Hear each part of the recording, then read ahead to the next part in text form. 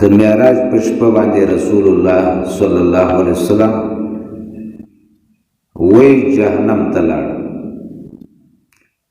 جهنم کې مې زنانه ولیدې مختلفو عذابونو کې. یوه زنانه مې ولیده رسول الله صلی الله علیه وسلم به د سر نه ژونده وه. دویمه زنانه مې ولیده رسول الله صلی الله علیه وسلم فرمایي د ژبې نه ژونده وه. درېمه زنانه مې ولیده رسول الله صلی الله علیه وسلم فرمایي د سینو نه ژونده وه.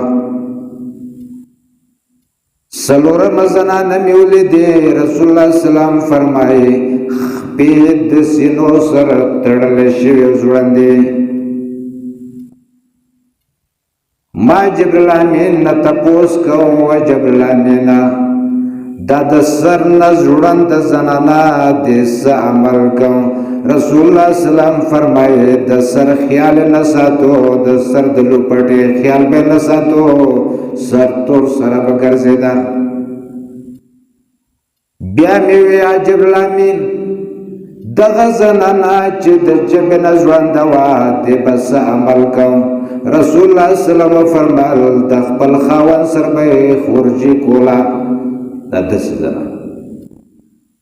درېیمه زنانه رسول الله صلی الله علیه وسلم چې د سینو نه ژونده وه د جهنم په اور کې زنځیرونه کړی تاچوله شوي و جبرائیل امین داسې عمل کوم؟ رسول الله صلی الله علیه وسلم فرمایي دا هغه زنانه وه دې به د خپلې حیا د خپلې د سینو خیال به نه ساتو. څلورمه زنانه رسول الله صلی الله علیه وسلم خپې د سینو سره تړلی شوې، خپې د سینو سره تړلی شوې او بربنډه لنګړه وه.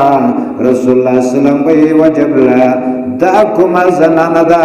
رسول الله جبرائیل امین ورته وایي یا رسول الله صلی الله علیه وسلم دا خو هغه زنانه ده چې د خپل خاوند په کټ کې به غیر سړي سره زنا کوله، د خپل د خاوند په کور کې به د خپل د خاوند په بسترې کې به د ځان سره غیر سړی بل سړی هغه به سمله او زنا به سره کوله.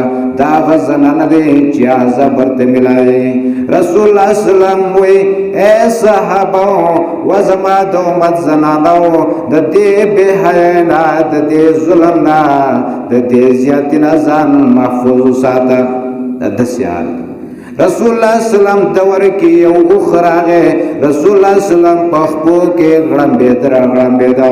صحابه فرمایي یا رسول الله صلی الله علیه وسلم و د الله نبی او خان زناور تا ته سجدې کوي پکار دادا چې موږ هم تا ته سجده کړې وې. رسول الله صلی الله علیه وسلم ورته فرمایي وصحابه کدا الله نه ما سوا بل چاته سجده کول جایز وي. ما به ښځې ته امر کړو هغې به خپل خاوند ته سجده کوله، خو د الله نه ما سوا بل چاته سجده کول دا ناجایز او حرام دی، کفر دی. نبی اسلام به دا مه کوه.